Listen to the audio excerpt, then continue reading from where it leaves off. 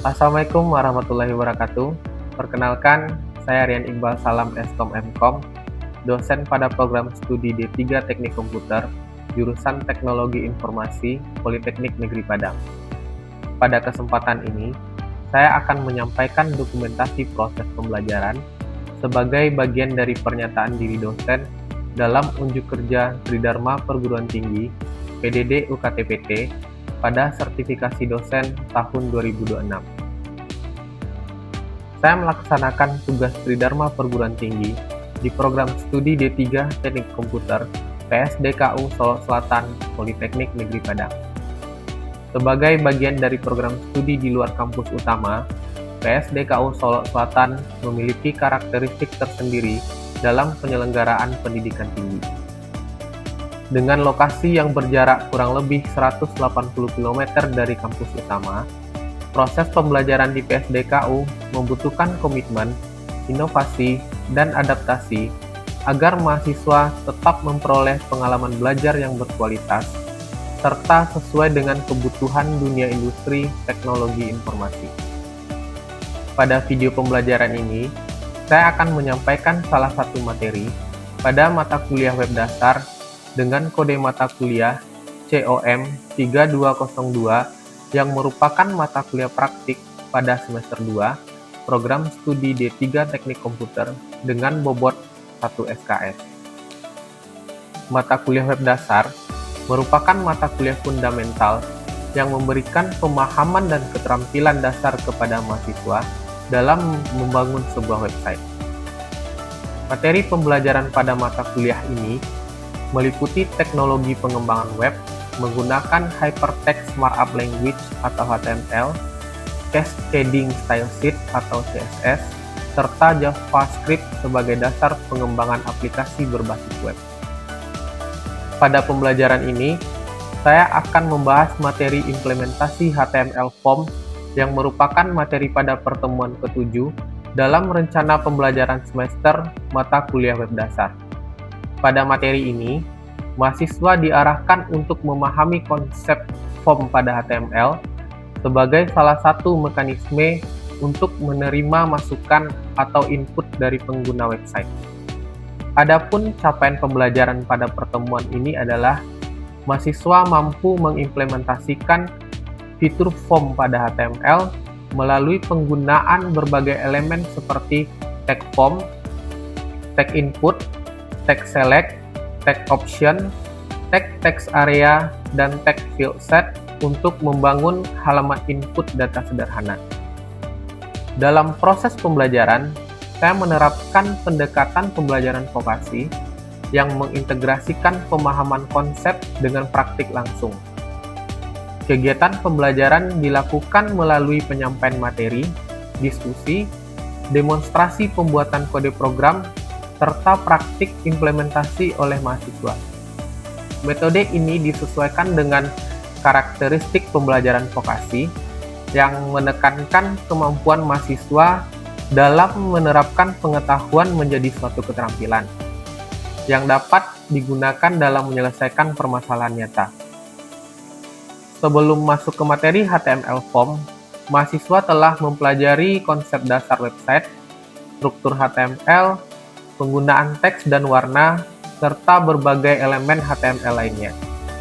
Oleh karena itu, pada pertemuan ini, mahasiswa akan mengembangkan pemahaman tersebut dengan membuat halaman website yang lebih interaktif melalui penggunaan komponen form. Melalui pembelajaran ini, mahasiswa diharapkan tidak hanya memahami fungsi setiap elemen form, tetapi juga mampu mengimplementasikannya dalam sebuah rancangan halaman website seperti formulir pendaftaran, halaman input data pengguna, maupun bentuk interaksi pengguna lainnya. Pada akhir pembelajaran, mahasiswa akan diberikan tugas praktik untuk mengukur ketercapaian pembelajaran melalui kemampuan dalam membuat struktur form menggunakan HTML sesuai dengan konsep yang telah dipelajari. Penilaian dilakukan berdasarkan kemampuan mahasiswa menyelesaikan tugas sesuai output yang diminta, serta ketepatan waktu menyelesaikan tugas. sebagaimana tercantum dalam RPS mata kuliah web dasar. Baik, untuk selanjutnya, kita akan memulai pembelajaran mengenai implementasi HTML form pada website.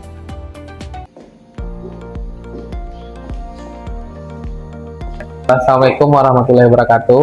Waalaikumsalam warahmatullahi wabarakatuh. Sebelum kita mulai kegiatan perkuliahan pada hari ini, mari kita berdoa dulu. Berdoa dipersilakan.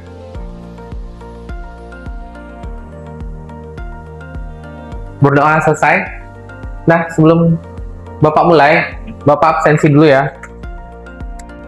Dinda Aulia Ramadhani, Levi Virus, Lola Putrienti, Hidayatul Ihsan, Nia.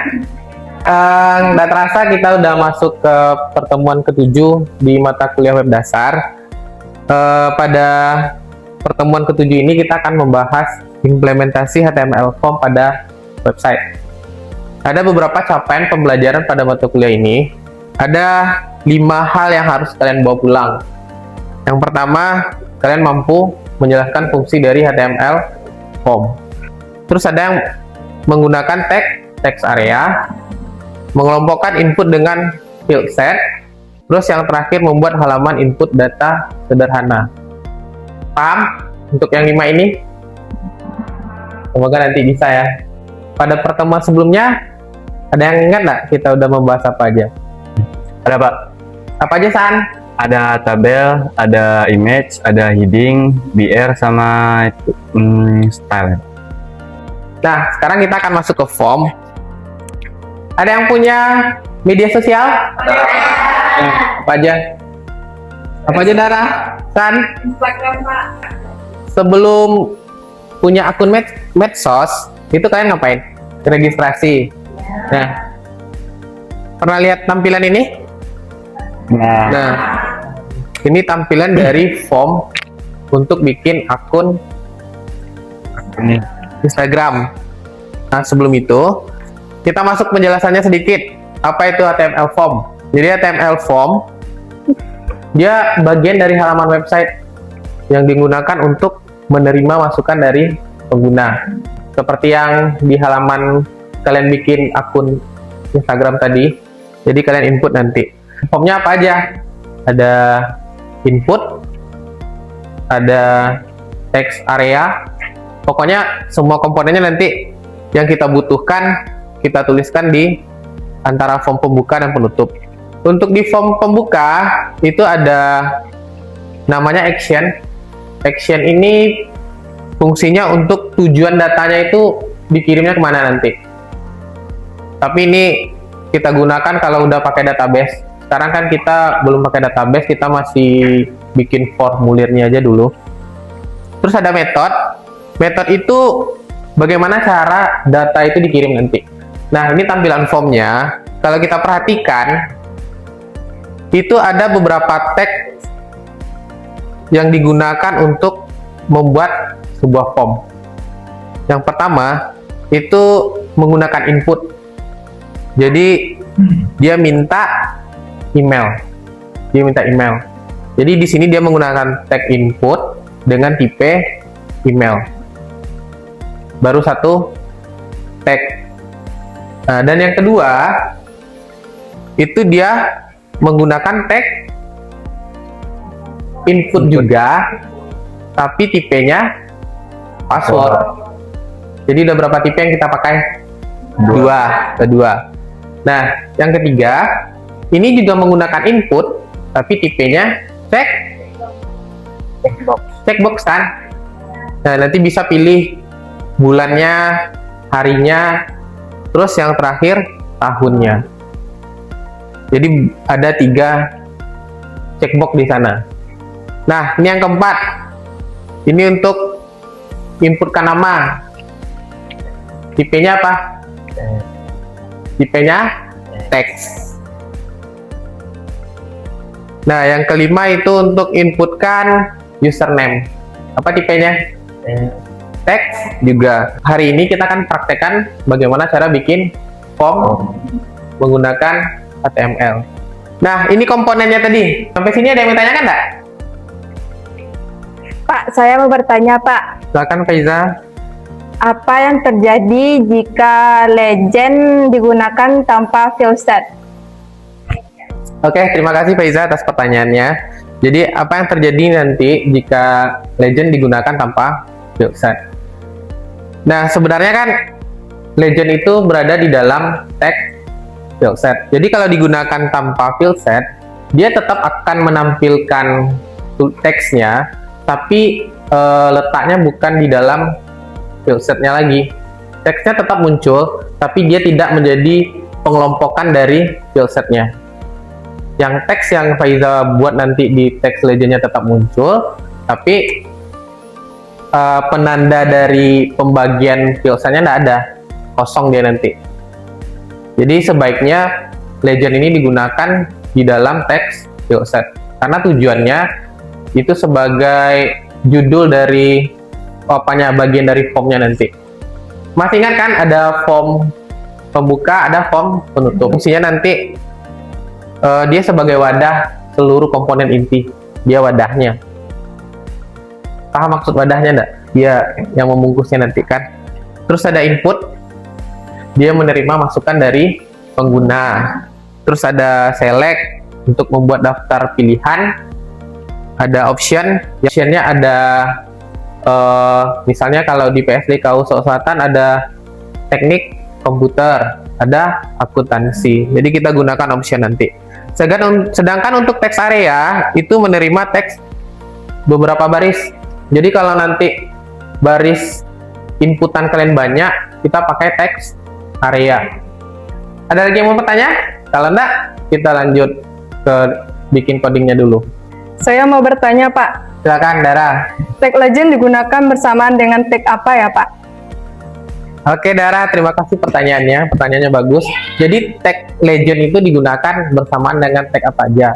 Jadi tag legend ini bisa nanti digunakan bersamaan dengan tag input, tag area, teks input lainnya kayak button bisa juga.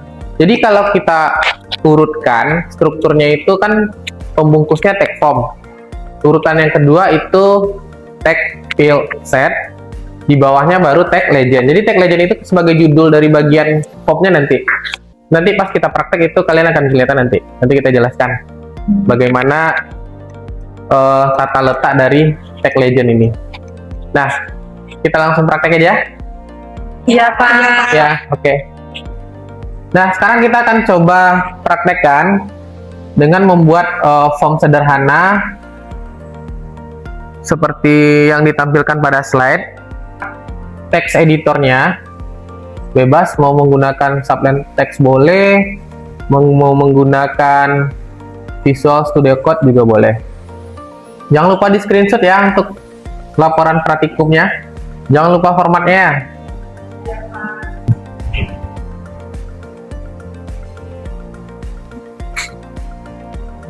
Struktur HTML-nya, HTML tab, ini strukturnya. Bikin title-nya form data mahasiswa. Nanti akan ditampilkan di tab browser.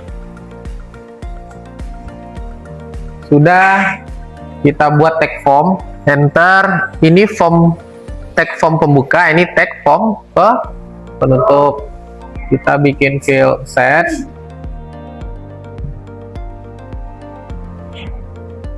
Nah, ini yang ditanya sama Faiza tadi.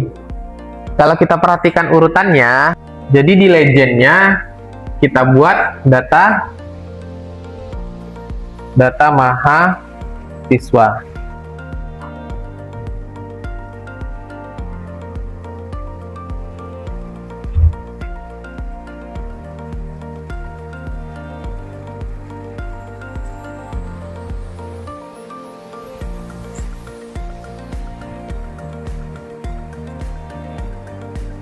Sudah, kita lanjut ke jenis kelamin. Kita bungkus lagi pakai tag P.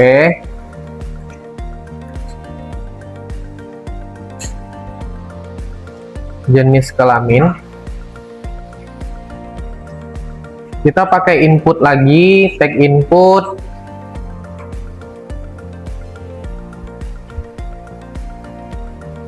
Nah, seperti ini. Nah, sekarang ada yang agak aneh nih. Kita bisa memilih dua jenis kelamin. Nah, di mana salahnya? Kita harus membuat dua inputan ini dia saling terhubung, yaitu dengan memberikan nama di atribut namanya jenis kelamin.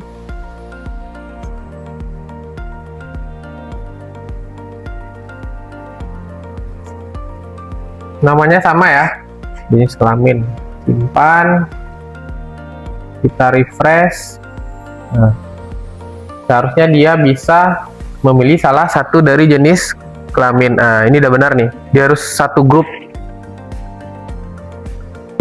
Itu ada banyak pilihan, kita akan menggunakan select dan option. Kita pakai tag P lagi supaya rapi. Itu program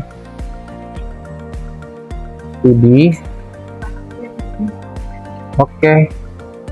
Nah, program studi tag BR, lalu baru kita tambahkan tag select. Dalam tag select baru ada option. Di option yang pertama pilih teknik komputer Solo Selatan, terus akuntansi Solo Selatan. Nah, ini 3 optionnya.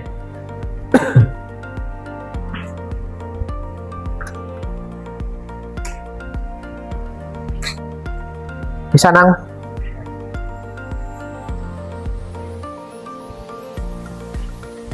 Jangan lupa Ctrl S, refresh. Nah, ini dia. Ini tampilannya. Nama lengkap, jenis kelamin, program studi bisa kita pilih. Ada juga nanti combo box. Bisa juga itu pakai combo box. Banyak pilihannya nanti program studinya. Mudah kan? Mudah sekali. Nah, sekarang kita mau bikin alamat. Untuk input alamat, kita bungkus lagi pakai tag P supaya lebih rapi. Pakai BR. Terus di bawahnya baru kita pakai teks. Masih ingat pakai teks apa? Teks area. Nah, ini dia. Nanti kita tambahkan atribut row-nya. Kita mau pakai rows-nya itu berapa. Jangan lupa disimpan. Kita lihat. Nah, ini dia. Ini untuk alamat. Ini dia pakai teks area. Sekarang kita tambahkan tombolnya atau button. Kita pakai input. Masih input lagi. Tipenya submit. Tipenya submit. Lalu kita pakai atribut value. Itu simpan data. Sudah. Jangan lupa disimpan. Kita lihat hasil akhirnya. Refresh. Nah, nih. Silakan dicoba. Isi nama lengkapnya. Pilih jenis kelamin. Program studi. Terus alamatnya. Nah, tadi kan kalian ngisi row-nya 4 baris, nak. Nah, ini dia. Kita alamatnya di Solo Selatan. Nah, karena kita masih belum pakai database, seharusnya ini kan disimpannya nanti ke database-nya. Jadi tombol simpannya ini belum berfungsi dan belum mengirimkan data ke database. Bisa? Bisa, Cinta? Bisa, Pak. San? Lola bisa? Kita belum pakai CSS lagi. Kamu udah pakai CSS aja. Mirip nggak dengan yang di slide tadi? Ya, data mahasiswa ini legendnya. Jadi dia judul dari bagian form ini. Jadi kalau diurutkan, nah ini urutnya. Jadi form, pembungkus utamanya, terus field set. Nah, tadi Dara nanya apa aja yang bisa dalam field set. Bisa semuanya. Bisa input. Jadi kita banyak pakai input ya. Tapi tipenya beda. Jangan lupa di screenshot untuk laporan prakteknya. Nah, ada pertanyaan nggak? Dari form yang udah kita bikin? Oh, enggak, Bapak yang nanya nih. Fungsi form tag yaitu untuk membuat form dan mengirim data. Dah, benar Esa. Jadi fungsi tag itu untuk membuat form dan memproses data inputan dari user. Nah, untuk yang kedua, apa perbedaan radio dan checkbox? Siapa yang bisa jawab? Saya, Pak. Oke, silakan Trizia. Perbedaan radio dan checkbox itu, radio itu digunakan untuk pengguna hanya boleh memilih satu pilihan, Pak. Sedangkan checkbox itu pengguna boleh memilih lebih dari satu pilihan. Ya, benar. Jadi memilih kalau datanya itu memilih salah satu dari dua pilihan atau lebih. Jadi kalau checkbox itu bisa digunakan untuk pilihan yang lebih dari satu atau multiple choice. Nah, untuk yang ketiga, apa fungsi select dan option? Kira-kira siapa yang bisa jawab nih? Saya, Pak. Silakan Delvinta. Baik, di sini Delvinta akan menjawab tentang fungsi select dan option. Nah, kalau select ini membuat daftar pilihan drop-down, sedangkan option ini menampilkan pilihan di dalam select. Ya, benar sekali jawabannya. Jadi select digunakan untuk daftar pilihannya, sedangkan option untuk membuat listnya ya, list pilihannya. Nah, kayaknya udah paham nggak? Ada 2 pertanyaan lagi nih. Kapan text area digunakan? Ada yang bisa jawab? Ada Pak, saya Pak. Silakan Cinta. Untuk menggunakan text area ini digunakan ketika pengguna ini mengisikan suatu kalimat panjang seperti contohnya itu kayak komentar atau deskripsi. Ya, benar. Jadi text area itu digunakan untuk isian yang panjang, contohnya komentar, deskripsi, kritik, saran, terus apa lagi? Pokoknya yang membutuhkan space yang agak besar lah, itu nanti kita gunakan text area. Nah, kayaknya udah paham semua, tapi Bapak masih mau tanya nih yang pertanyaan terakhir, apa fungsi dari field set nih? Saya, Pak. Silakan, Nang. Untuk fungsi dari field set itu sendiri untuk membagi area dari form supaya lebih mudah diakses, sementara legend itu untuk memberikan judul terhadap box formnya itu. Ya, benar, Nang. Jadi field set itu digunakan untuk mengelompokkan form, sedangkan legendnya sebagai judul dari kelompok form itu. Jadi kita akan praktik, itu nanti kalian akan diminta bikin form sesuai dengan ketentuan yang ada di slide nih. Waktunya sekitar 5 menit lah, Nak. 5 menit bisa kan? Bisa. Akan dibikin form ini. Nanti yang 3 yang sudah selesai angkat tangan. Nanti Bapak cek. Bikin file baru. Jadi di sini formnya pendaftaran kegiatan mahasiswa. Untuk pilihan kegiatan tuh pakai tipe inputnya, Pak. Pakai select aja. Pakai select. Jadi ada 2 select yang kalian pakai nanti. Satu untuk program studi, yang satu untuk pilihan kegiatannya.